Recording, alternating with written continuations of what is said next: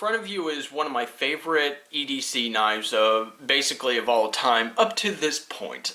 Now, of course, I haven't owned like a million knives in my lifetime, but this one has served me the longest and has served me basically the best as far as a universal knife is concerned. Now, it isn't perfect, but it is still one of my favorites, and I am glad that I found it because I lost it for like a year. It was in some moving boxes that I hadn't unpacked. But basically, I wanted to go ahead and take a look at it. This is the Kershaw Blur, as the title states, but this is in the Tanto configuration, and it has the serrations. Of course, I'm not really a fan of the serrations, but we'll get into that in a minute.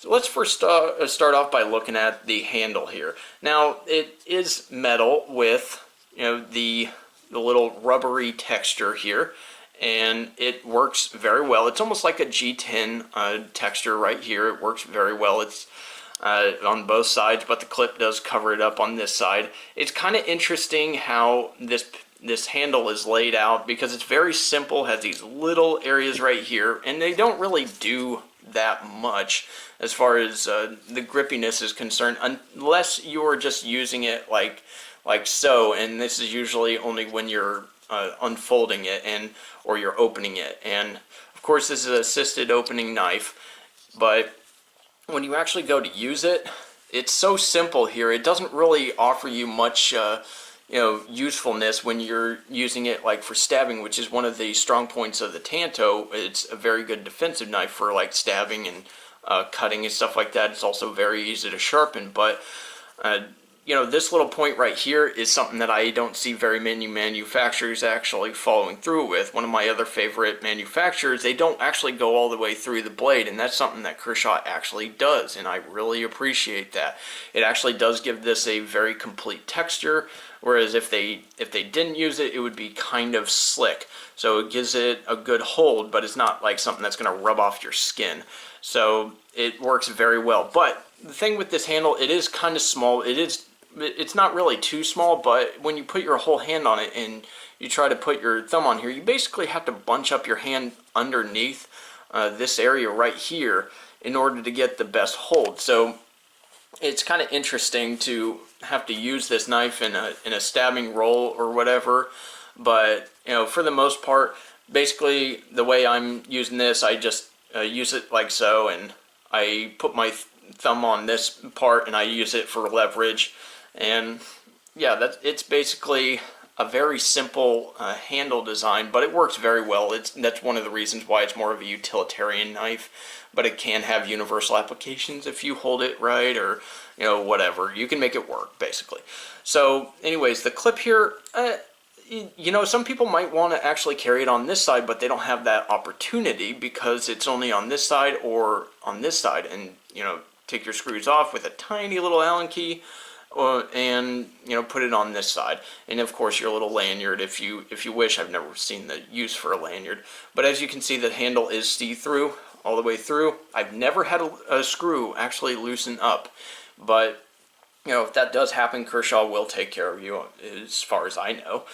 But I do like the lockup system here. It's very simple, very easy to use, especially one-handed when you're wanting to use it. One of the things I will say about the opening is this is my favorite assisted opening knife ever. Like, I love how Kershaw does this. I love the texturing right here. It's very aggressive, and you can definitely get it even when you're not really putting forth too much effort to open it. It's very easy to open. I will say that you need to hold on to the clip or find a way to hold on to it securely, because you need to make sure that you're not getting anything in the way. When this opens, it does have a good amount of power, and it can kind of fling. It has a tendency to want to fling out of your hand at first when you first get it. The springs are pretty well worn in by this time, so it's not really as strong as it used to be, but it's basically at the perfect tension now for opening and basically closing it up one-handed. But of course, closing it one-handed, you need to be careful. So of course, I do really like the basic design of this knife handle and how everything comes together. And I do like the blade, although it is not the strongest Tanto style blade that you can find on the market. And again, I don't really like these serrations. These are kind of big, they're kind of deep. I really wish they would have used what they, if I had to have serrations, I would have the ones where they were basically just little rounds all the way down. I think that is the best serration pattern to have. And you see that on some of the drop point Kershaws, the blurs, the Kershaw blurs. You see that on some of the drop points. They'll have the rounded serrations. I think that would be the best pattern to have instead of these teeth right here, because it still serves as a serration, but it actually doesn't snag as much as these do. These do have a tendency to snag. They're just a little bit too big, I think, or at least deep. I think these cutouts for these big parts are a little too deep. So if they could have, cut out the big parts and just had these little serrations all the way down, it probably would have been fine. But I do like the rounded serrations. But anyways, off of that, I do find this very easy to sharpen. The metal holds its edge pretty well, but not really that great. But it is really easy to sharpen, so it makes up for it. It's very easy to get a nice sharp edge on this. And even with the serrations, you can sharpen it from the back a little bit. You can use a serration sharpener, but I typically don't find that they need to be sharpened because they almost always stay like perfectly sharp. But I don't really use the serrations for much more than cutting fingernails, and that's just me. But they are a pretty good gauge as far as sharpness. Like, you can actually cut paper pretty well with this, and I don't really find them to be a good example of what to use for cutting rope, because again, they snag. They don't really saw that well, not like the rounded serrations on some of the other knives.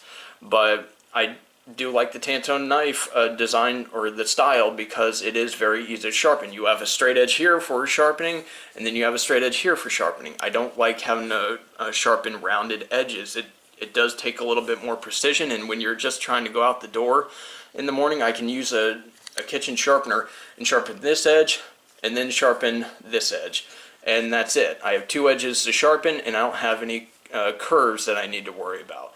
So it's a very easy knife to deal with for the most part, and it's basically one of my favorite utilitarian knives, even though it does have a couple of negatives here and there, but it's really not that big of a deal for the size, the weight, and basically what you're getting out of it. It really does serve that role very well. So this is basically one of my favorite EDC knives. But anyways, let me know what you think in the comments below, and follow me on social media, linked in the description below.